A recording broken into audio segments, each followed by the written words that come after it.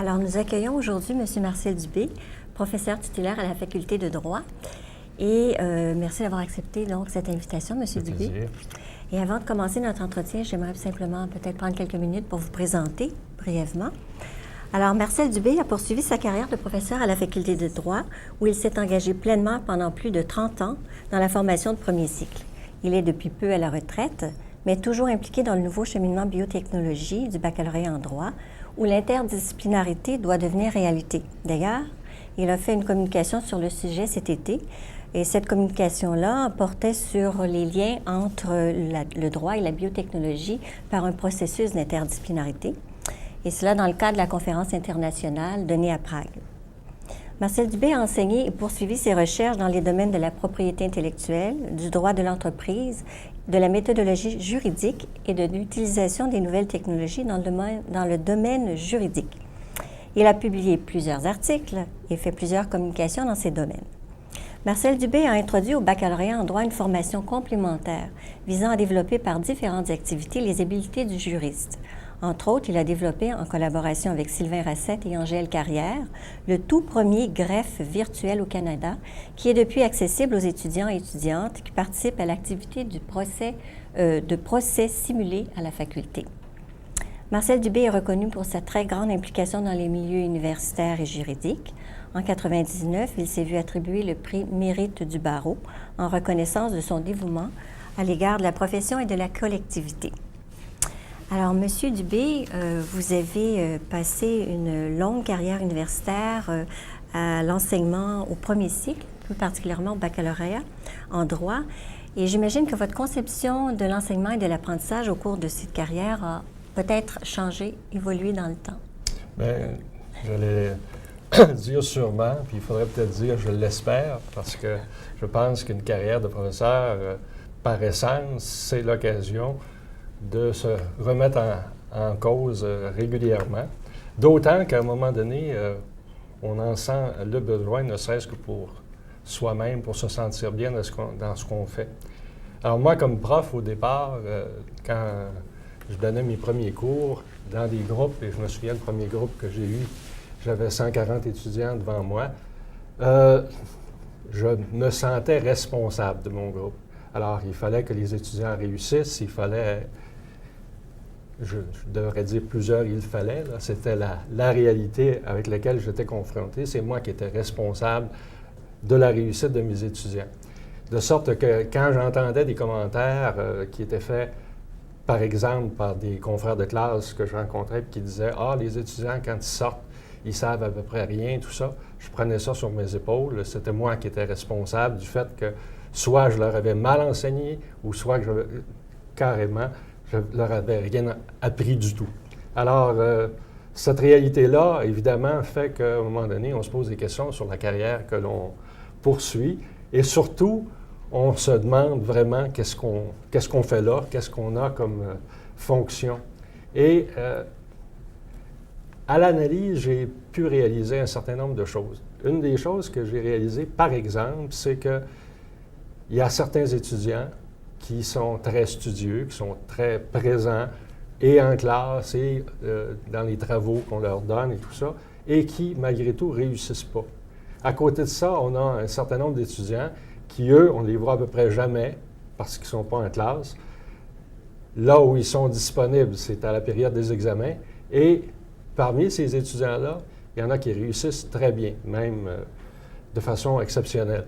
Alors là, on se pose encore plus la question de dire qu'est-ce qu'on fait, nous, comme profs. Et la conclusion à laquelle moi j'en suis arrivé, c'est de dire je suis un moyen parmi d'autres. Le professeur n'est pas responsable de l'apprentissage des étudiants, bien qu'il soit responsable de faire en sorte que les étudiants aient l'occasion d'apprendre. Et c'est ça qui a été pour moi vraiment le changement, si on peut parler de changement au niveau de l'apprentissage. J'ai réalisé qu'au fond, mon rôle à moi, c'était de faire en sorte que les étudiants aient des occasions d'apprendre.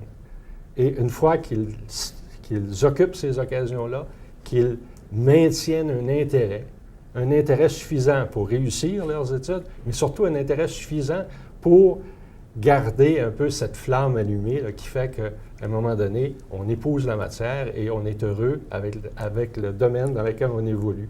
Alors, au fond, ce que j'ai découvert, c'est que le professeur, c'est un moyen parmi un ensemble et en même temps, je me dis, les méthodes pédagogiques, quelles qu'elles soient, sont aussi des moyens. Pour moi, il n'y a pas une méthode qui est meilleure qu'une autre. L'enseignement magistral rencontre un certain nombre d'avantages. Il y a des approches qui sont plus dites modernes. On parle de la pédagogie par projet, de la pédagogie de l'apprentissage par problème, etc. Ce sont là des moyens. Et je parlais tantôt de moyens qui amènent l'étudiant à aimer ce qu'il fait, à s'engager dans son... Bon, ces méthodes-là, sûrement, permettent cette voie-là.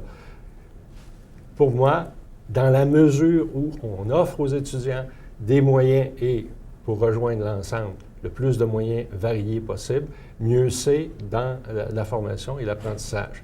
Mais derrière ça, c'est que c'est l'étudiant qui est le premier responsable de sa formation. Comment ça s'est traduit, ça, concrètement, dans un sens, dans votre enseignement, cette conception que vous avez pu mettre en lumière là, à un moment donné?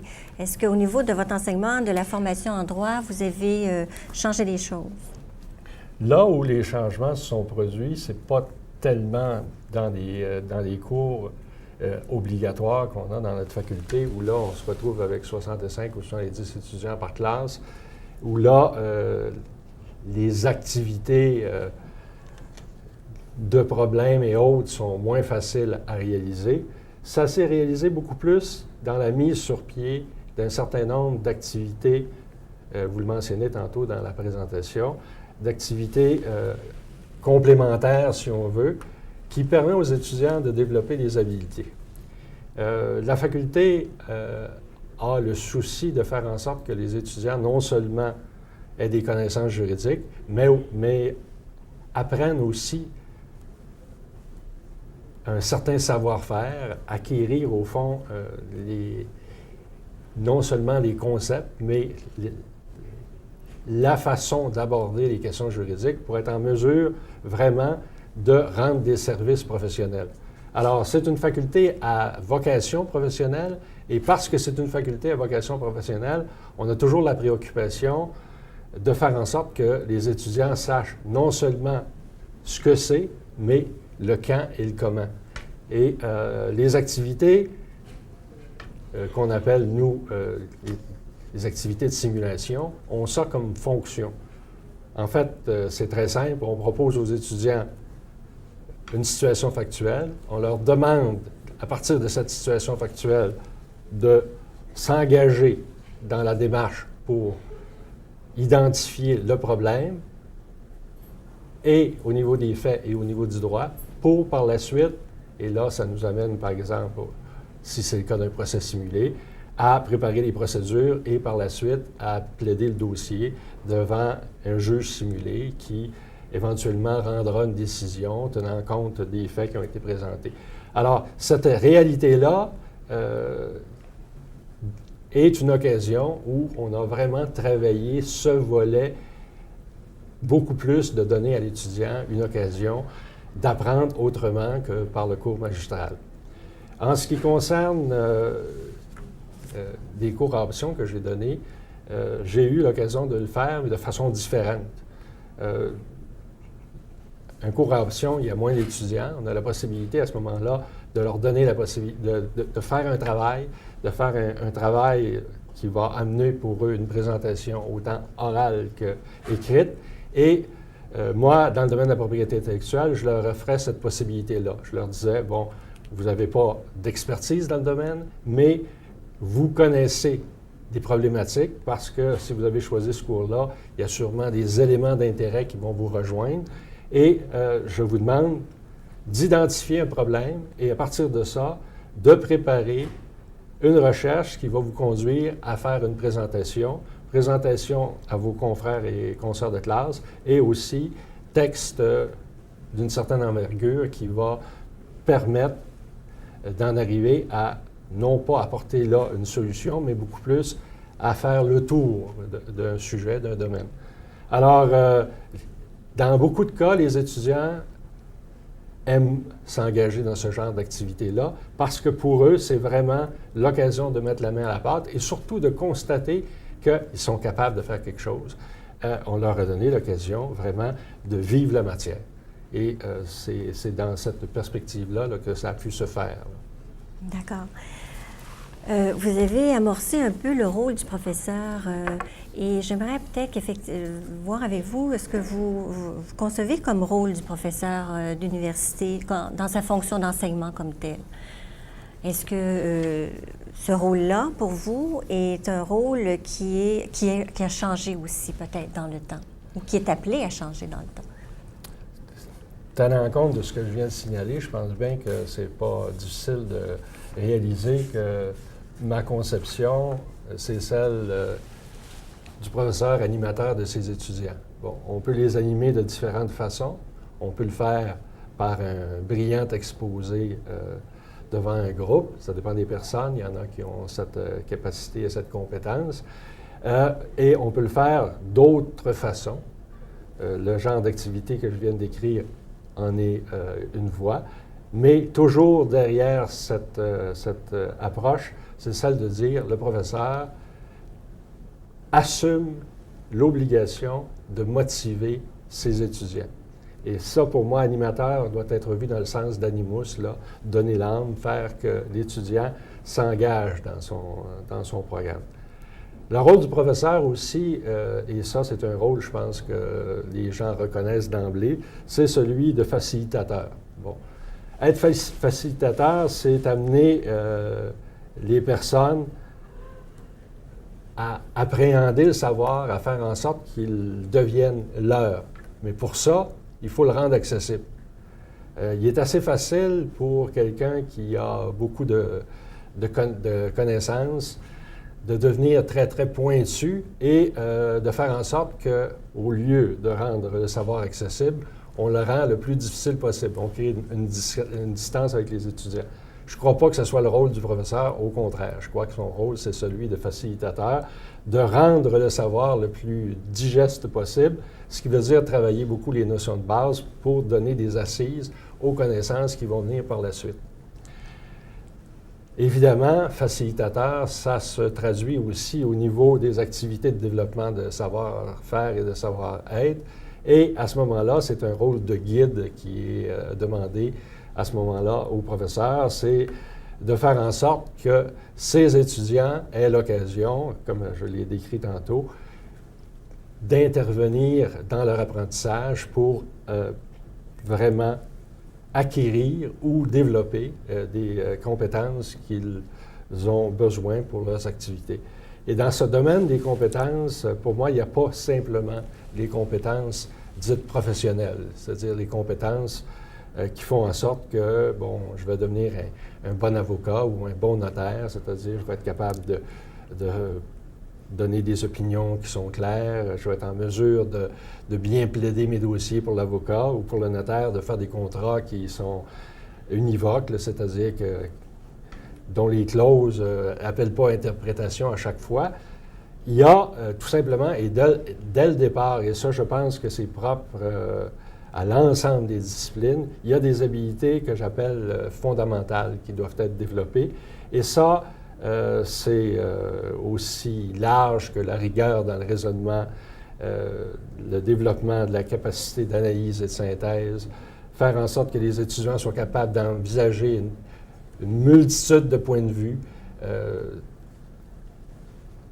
s'engager de telle manière qu'on respecte les règles, non seulement les règles que la loi impose, mais aussi les règles que ce qu'on appelait dans mon temps la morale. Maintenant, on parle plus d'éthique, mais au fond, ces valeurs fondamentales qui doivent être respectées et traduites à travers les comportements.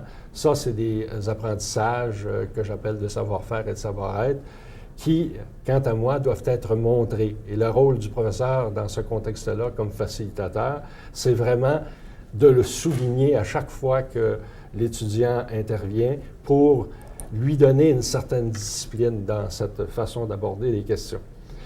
Plus particulièrement, et ça c'est peut-être plus vrai pour le droit, mais je pense que ça s'applique dans d'autres domaines aussi, il y a ce que j'appelle les compétences un peu plus formelles, celles de repérer l'information, de la traiter, de faire en sorte qu'on puisse, à partir d'une question factuelle, retrouver le droit et retrouver les règles qui sont particulières dans le domaine. Alors, retrouver le droit, ça implique non seulement repérer les législations, mais c'est aussi faire en sorte qu'on puisse, à partir des éléments qui sont là, vraiment identifier notre règle de droit applicable. Et ça, c'est une fonction là, essentielle du professeur. Et encore là, quant à moi, c'est un rôle de guide qu'on a et non pas un rôle qui consiste à dire aux étudiants « Voici quelle est la règle et vivez avec cette règle-là ». Il faut vraiment leur donner des moyens, par exemple, d'en arriver, entre autres, à faire en sorte qu'ils comprennent le sens de la règle, qu'ils soient capables de la contextualiser pour en identifier la portée lorsque c'est nécessaire. Alors, je ne sais pas si ça vous situe là, par rapport à... Oui. Alors, c'est beaucoup dans le... Si je résume, c'est un rôle de facilitateur, de guide, d'animateur. Est-ce que, présentement, vous pensez... Est-ce que c'est un rôle qui pourrait... Vous avez parlé beaucoup en fonction de votre discipline, mais c'est un rôle qui pourrait être vu plus largement pour l'ensemble des professeurs de l'université. Et est-ce qu'effectivement, on s'en va vers ce rôle-là? Est-ce que c'est un rôle qui est vraiment le rôle actuel vécu par les professeurs? Très brièvement, là. Bon, je ne veux pas vous amener ailleurs. C'est sûr que cette question-là est toujours difficile à répondre dans la mesure où on ne sait pas nécessairement ce qui se passe ailleurs. Mais l'impression générale que j'ai, c'est que justement parce qu'on se soucie maintenant beaucoup de mettre les étudiants en situation, il me semble que ce rôle-là est essentiel pour arriver à faire en sorte que les étudiants puissent réussir à solutionner le problème qui leur est présenté lorsqu'on a une approche par problème, à réaliser le projet dans lequel ils se sont engagés lorsqu'on parle de pédagogie par projet, et de façon très simple, à chaque occasion qu'un professeur a à transmettre sa matière, s'il le fait avec comme souci de faire en sorte que les étudiants la comprennent et soient capables de l'appuyer sur les principes de base, mais ça, je pense que ça s'applique partout. D'accord. Dans un autre registre, on va parler de culture générale. Est-ce que pour vous, parler de culture générale actuellement, dans la formation d'aujourd'hui, c'est encore de mise? Et si oui, qu'est-ce que vous entendez par culture générale? Alors, on pourrait parler d'une question à 64 000 quand on parle de celle de culture générale, parce que, comme vous savez, c'est un terme qui est assez galvaudé. On l'utilise un peu à toutes sortes de sauces et on finit par pas très bien savoir ce que c'est. Ma compréhension de ce qu'on appelle la culture générale comme assise ou support dans le domaine de la formation supérieure, pour moi, c'est ce que j'appelle la formation complémentaire. On a, dans l'ensemble des secteurs, une approche qui est disciplinaire. Et cette approche disciplinaire nous amène et nous conduit assez facilement à faire en sorte que les gens deviennent très spécialisés. Ils ont beaucoup de connaissances dans leur secteur et ces connaissances-là leur permettent de solutionner des problèmes qui sont liés à la discipline. Mais dès le moment où le problème devient un peu plus complexe et appelle l'apport de d'autres secteurs, on se retrouve devant la situation où on n'a comme pas de moyens. C'est tellement vrai que le ministère de l'Éducation, ici au Québec, et c'est comme ça un peu partout, je pense, à travers l'Occident, se préoccupe de plus en plus maintenant de ce qu'on appelle les compétences transversales, c'est-à-dire un peu ce support à l'apprentissage qui va faire en sorte que non seulement on aura des connaissances disciplinaires suffisantes pour apporter des solutions aux problèmes, mais on aura encore et surtout ce qu'il faut pour aller puiser à l'extérieur. Et pour moi, puiser à l'extérieur, c'est aller puiser dans ce que j'appelle ce bassin de culture générale. Alors, si je regarde la réalité en ce qui concerne le droit, pour moi, la culture générale, c'est un peu cette approche que je qualifierais là, pour l'instant de multidisciplinaire, où le droit est nécessairement influencé, et ça tout le monde le comprend, par la politique, comme il l'est par l'économique, il l'est aussi par la philosophie, il l'est par l'histoire, forcément, parce que ce qu'on construit comme règle nous vient un peu des expériences du passé et on construit à partir de ça. Et si on regarde la réalité de plus en plus actuelle, si on veut, la place de la science et sa compréhension est nécessaire pour arriver à ça.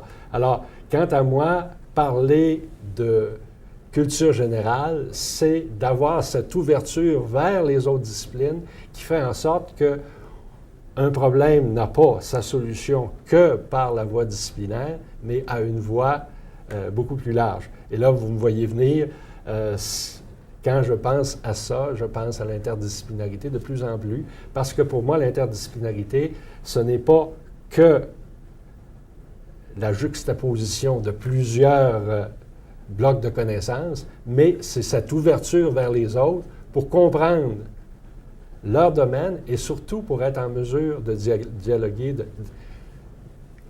de laisser la place aux autres disciplines. Et cette interdisciplinarité-là, quant à moi, il faut qu'elle soit présente si on veut en arriver maintenant à solutionner les problèmes que notre société nous présente et évoluer avec une reconnaissance que j'ai un bagage de savoir, de savoir-faire et de savoir-être, mais c'est insuffisant pour apporter des solutions à l'ensemble des problèmes qui se présentent.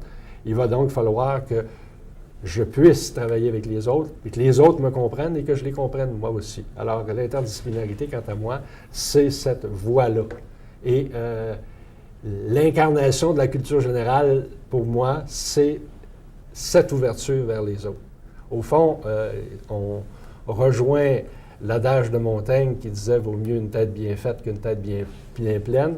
C'est la reconnaissance, au fond, que des connaissances et des habiletés et des savoir-faire, des savoir-être, il y en a partout, il y en a dans chacun des secteurs, et chaque personne qui est capable de prendre support sur les autres pour construire se donne ce qui est nécessaire comme complément. Alors, la culture générale, en ce qui me concerne, dans un contexte de formation universitaire actuellement, ça implique un peu cette approche-là. Est-ce que vous voyez une différence, par exemple, vous associez culture générale avec interdisciplinarité, mais au niveau de la forme, je sais que vous avez beaucoup travaillé au niveau de la formation de premier cycle, mais est-ce que vous voyez qu'il y a une évolution dans l'ouverture que les étudiants devraient avoir selon les cycles de formation? Est-ce qu'au premier cycle, en d'autres termes, l'étudiant doit tout de suite être confronté aux autres disciplines ou s'ouvrir à d'autres disciplines versus, par exemple, d'autres cycles? Est-ce que vous faites une différence là? Quant à moi, il faut peut-être procéder en des temps divers. Au niveau du premier cycle, je pense qu'il faut inculquer à l'étudiant ce besoin d'aller voir ailleurs. Alors, quand les réponses semblent se suffire à elles, il me semble important pour le professeur, par exemple, d'amener l'étudiant à dire « Oui, mais si on approchait la question autrement, si on l'approchait sous l'angle, par exemple, de la philosophie, ça se présenterait comment? Quelles seraient les balises avec lesquelles on devrait travailler? » Et là, à ce moment-là, on n'a pas nécessairement toujours la réponse, et c'est peut-être pas nécessaire au niveau du premier cycle de la donner, mais il y a une préoccupation qui se développe. Dès le deuxième cycle, et quant à moi, dès la formation de nos étudiants au deuxième et troisième cycle, on devrait faire en sorte que les étudiants puissent non seulement produire des œuvres disciplinaires, par exemple dans leurs essais ou par exemple dans leur mémoire, ou encore même dans la thèse, mais qu'il y ait cette place à l'interdisciplinarité. Évidemment, il y a un danger à ça, c'est que la qualité de la recherche peut être excellente dans le domaine disciplinaire, puisque c'est dans ce domaine-là que l'étudiant a travaillé. Elle sera peut-être moins importante en ce qui concerne les autres disciplines, mais si elle sert de support à la réflexion disciplinaire, quant à moi, on a atteint ce qu'on poursuit. Et moi, je me dis, si on veut que l'étudiant du deuxième cycle puisse avoir cette préoccupation-là, il faut déjà l'avoir inculqué. Et le professeur, et je sais que ça se fait dans beaucoup d'enseignements, a comme rôle non seulement de soulever des questions disciplinaires, mais de soulever des éléments qui viennent d'ailleurs. Et je pense que la culture générale, à ce moment-là, est un atout dans cette direction-là. D'accord. Alors, merci. Qui devrait faire partie de la formation universitaire d'une personne bien formée en 2004-2005? Une autre question à... C'est ça. 64 $. Ouais. Ce genre de questions-là est toujours un peu périlleux à répondre pour la raison suivante, c'est qu'on semble dire aux gens, écoutez, moi j'ai la solution et prenez-la, je vous la donne telle qu'elle est. Alors, moi, j'ai un peu de résistance à dire, voici quelle est la bonne formation ou quelle est la voie que l'on doit adopter, mais je ne peux pas faire autrement que de référer à mes perceptions. Et là-dessus, pour moi, une bonne formation, quelle qu'elle soit, appelle la réponse à un certain nombre de finalités. Et je vais vous les énumérer parce que je pense que c'est important de les avoir en tête. D'abord, ce que je mentionnais tantôt, le développement des habiletés intellectuelles et méthodologiques fondamentales. Ces habiletés-là qui font en sorte que l'étudiant est capable de prendre une problématique et d'en arriver à l'analyser, à la traiter, à tirer des conclusions, faire une synthèse intéressante, et de là, faire une communication qui va démontrer qu'il possède des connaissances et des habiletés dans cette direction-là. Alors, habileté intellectuelle et méthodologique fondamentale, ça doit être présent, il n'y a pas de doute. Il y a aussi comme deuxième finalité, et ça devrait peut-être être la première, en tout cas, elle est souvent mise en tête, celle des connaissances et habiletés disciplinaires. Je n'ai pas besoin beaucoup d'insister là-dessus. Je pense que c'est toujours présent et c'est normal que ça le soit. Dans cette ligne-là, il y a aussi l'adéquation de la formation avec les besoins du marché. Et ça, là aussi, on a cette préoccupation-là, de sorte que je ne veux pas beaucoup insister sur les trois éléments que je viens de mentionner, mais je vais plutôt insister sur un quatrième qui, lui, m'apparaît tout à fait important et, hélas, pas beaucoup présent. Pour moi, une formation universitaire de qualité doit développer et faire en sorte que l'on réponde aux besoins d'épanouissement personnel d'un étudiant. Ça a l'air curieux à dire, mais quant à moi, si on veut qu'un programme soit profitable, il faut qu'il réponde aux besoins de l'étudiant qui est devant nous. Alors, répondre aux besoins de l'étudiant qui est devant nous, c'est de faire en sorte que l'étudiant soit meilleur, qu'à la fin de son programme d'études, il se sente plus compétent, plus satisfait de lui-même, plus heureux. Et ça fait partie, il me semble, d'une formation de qualité que d'avoir cette préoccupation du besoin d'épanouissement personnel de l'étudiant. Comment on va réussir à réaliser ça? Ça, c'est moins évident. Et pour moi, la façon de le faire est d'abord et avant tout de donner à l'étudiant l'occasion de se mesurer par rapport à ses connaissances, à ses habiletés. Au fond, et je reviens un peu à ce que j'ai déjà dit, puisque la formation, c'est de donner des occasions, amener l'étudiant vraiment à participer dans sa formation. Évidemment, ça appelle les nouvelles pédagogies, bien sûr, pour une grande portion, mais quant à moi, ça appelle plus que ça. Ça appelle l'exclusion, et ça, pour moi, c'est un vice du premier cycle tel qu'il est actuellement, l'exclusion de la pédagogie que j'appelle de mise en marché. C'est-à-dire, actuellement, on a beaucoup de programmes où on offre à l'étudiant un contenu qu'il vient recevoir assis sur une chaise dans une classe, et il est consommateur d'un service, et une fois qu'il a obtenu son service, on va lui donner des points boni, ça c'est ses notes, ses résultats scolaires, et il aura payé pour le service qu'il a eu, mais son intervention personnelle, le niveau de ses connaissances et de son apprentissage se mesure par un simple examen qui est à la fin de la session. Je ne suis pas sûr qu'au niveau de l'épanouissement personnel, on a fait un gros effort. Et ça, il me semble que la pédagogie, et particulièrement la pédagogie du premier cycle, devrait avoir ce souci-là. Être un peu moins vendeur de produits et de services, un peu plus présent à la personne qui est là.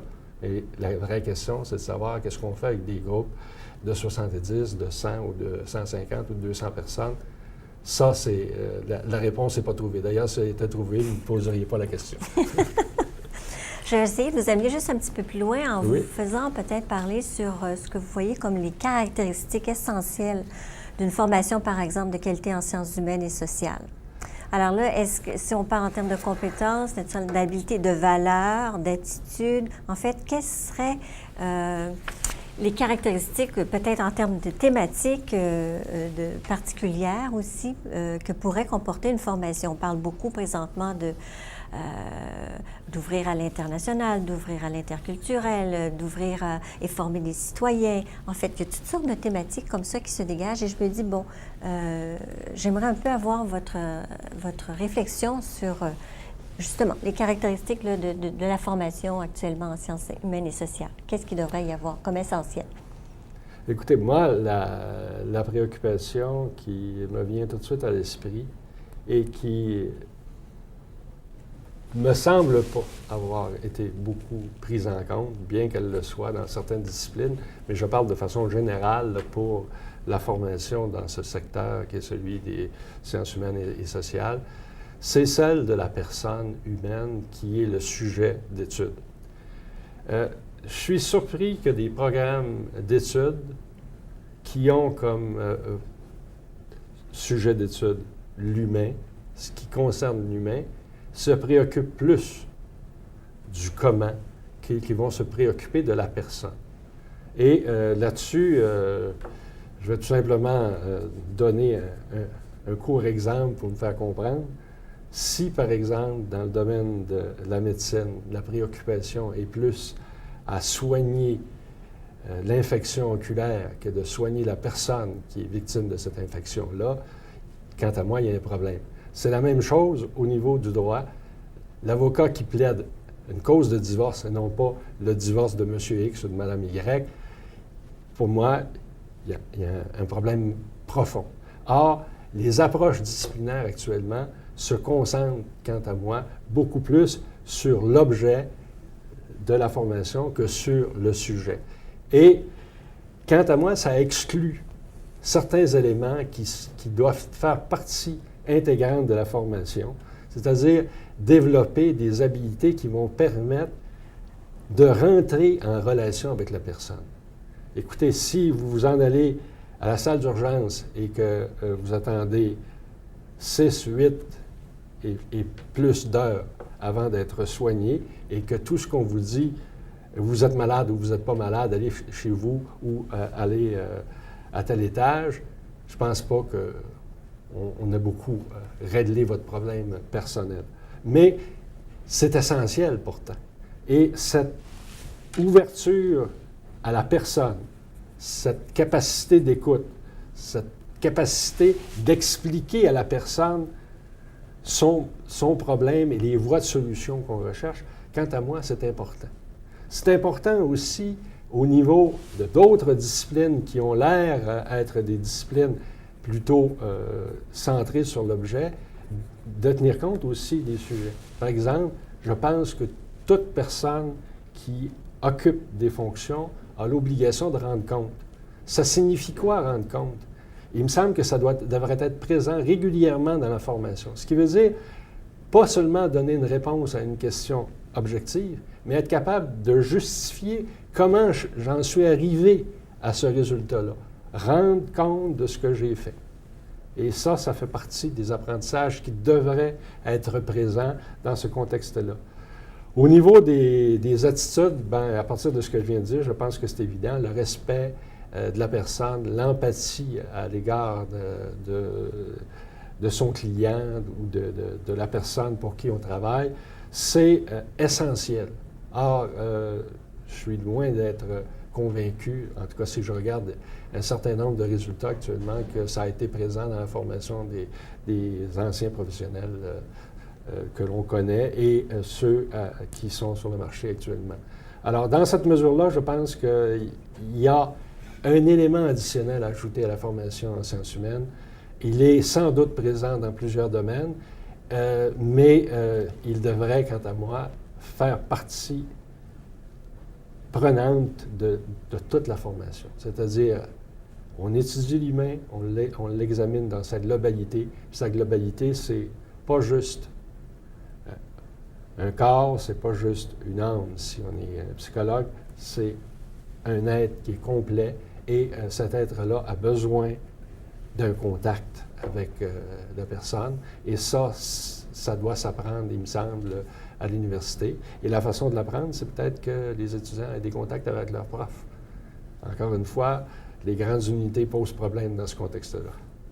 Alors, l'interaction, ça devient quelque chose de central. L'interaction entre les personnes, apprendre à interagir, alors avec les professeurs, avec les collègues étudiants, avec les clients, comme vous dites, ça devient quelque chose de préoccupant. Est-ce que vous voyez là un enjeu majeur, disons, pour les professions? Et est-ce que c'est un système de valeurs qui est sous-jacent ou si c'est autre chose qui comme moyen à mettre en place, disons, par rapport à cette approche?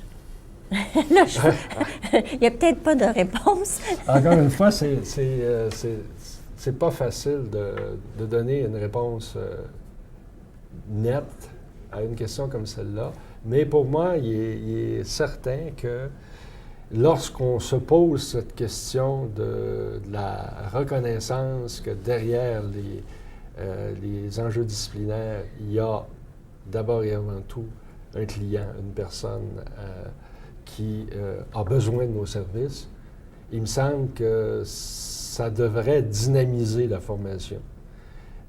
Peut-être la dégager, encore une fois, du savoir qui est essentiel, mais pour rechercher autre chose et surtout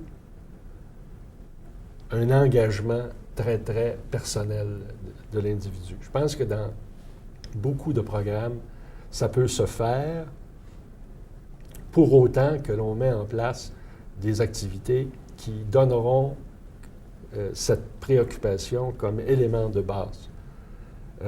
Si effectivement, ce que l'on poursuit, c'est la réussite d'une démarche, c'est très différent que ce que l'on poursuit, c'est la réussite d'une interaction.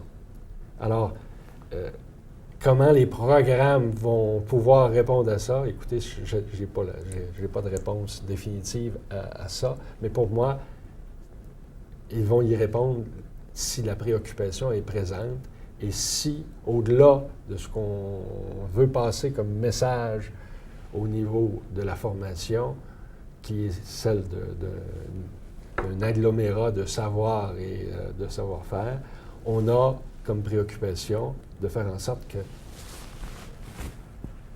derrière les connaissances et habilités qu'on apprend, on apprend à être présent et disponible à l'autre. D'accord.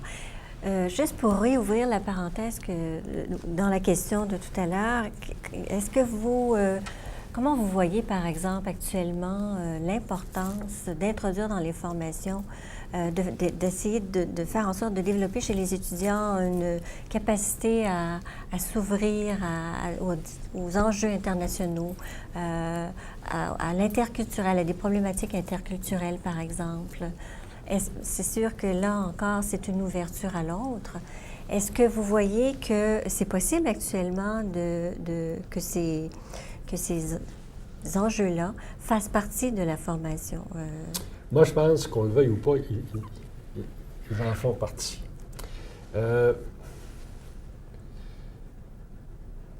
Compte tenu du fait qu'actuellement, on vit dans un monde où l'information est extrêmement disponible et on a l'exemple parfait actuellement de la situation qui se vit à Haïti et de la réaction de la population québécoise pour donner du support à ces gens qui sont en difficulté. On n'est pas en 1930 ou en 1950 où le problème c'était le village d'à côté, où c'était le quartier voisin. On est devant ce qu'on appelle le village global, c'est-à-dire cette réalité qui fait qu'on est très près des problématiques que l'on connaît. Vous allez dire, oui, mais ce qui est vrai pour Haïti n'est pas aussi vrai pour l'Afghanistan. Vous avez probablement raison. Peut-être parce qu'on connaît moins l'Afghanistan. Peut-être parce qu'il y a moins de communautés interculturelles afghanes au Québec qu'il y en a des communautés haïtiennes. Mais il faut réaliser que cette réalité-là se développe aussi. Montréal, il n'y a pas si longtemps, c'était des francophones et des anglophones. Maintenant, on parle beaucoup d'allophones. Je pense qu'il faut réaliser que la communauté montréalaise est interculturelle, avec ce que ça entraîne comme conséquence, c'est qu'il y a sur place des humains qui sont assez proches pour nous faire réaliser qu'il y a des humains un peu plus éloignés qui ont des besoins. Et ça, c'est présent. Là, je rattache ça à la formation. Au niveau de la formation, dans la mesure où on aura dans nos classes des gens qui viennent de ces communautés-là, qui sont préoccupés par cette problématique-là, la question va nécessairement se poser. Moi, je sais que les premières années où je donnais mon cours de propriété intellectuelle, je ne parlais que du droit canadien. Personne ne me posait des questions sur cette réalité qui est plus large maintenant. Est arrivé Internet. Internet, c'est notre lien à l'ensemble du monde. Maintenant, on ne peut pas faire de propriété intellectuelle sans parler des législations étrangères, sans parler du droit américain, du droit européen, même parler un peu plus de ce qui se passe dans des pays en voie de développement sous cet angle-là, ou encore carrément de ce qui se passe en Asie, par exemple. Et cette situation-là a évolué du simple fait qu'est arrivé un moyen de communication qui nous a mis en relation avec le monde. Alors, on n'a même pas besoin de forcer, je pense que c'est présent. Alors, l'interculturel, il s'incarne à travers la clientèle étudiante que l'on a, et l'ouverture à l'international provient du fait qu'on en a des problèmes internationaux qui nous sont posés régulièrement. Et ça,